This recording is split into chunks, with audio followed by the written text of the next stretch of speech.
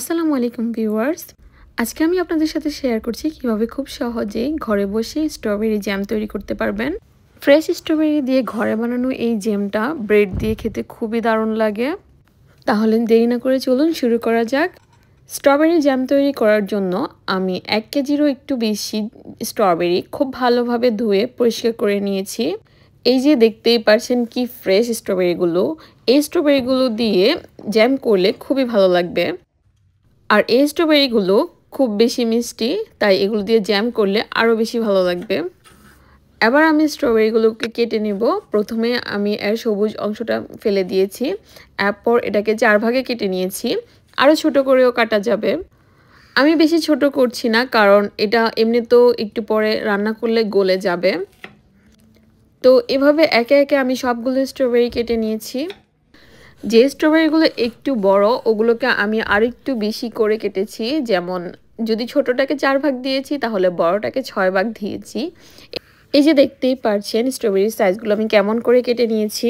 কাটা হয়ে গেলে আপনারা কিছু একটা দিয়ে ম্যাশ করে নিতে পারেন, কিন্তু আমি ম্যাশ করব না। যেহেতু স্ট্রবেরিগুলো মিষ্টি, তাই আমি এখানে খুব অল্প চিনি যোগ করব। আমি এখানে 2 টেবিল চামচ ব্রাউন সুগার যোগ করেছি।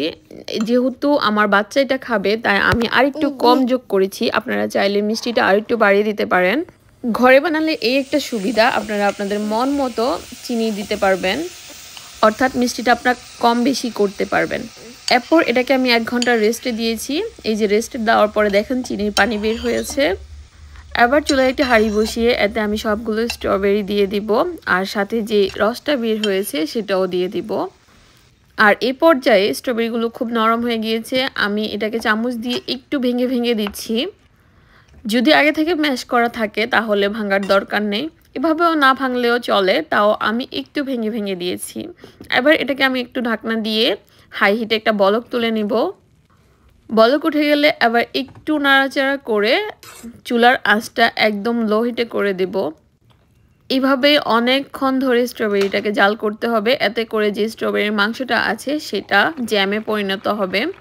এই যে দেখতেই পারছেন প্রায় আধা ঘন্টা জাল করার পর এই অবস্থা।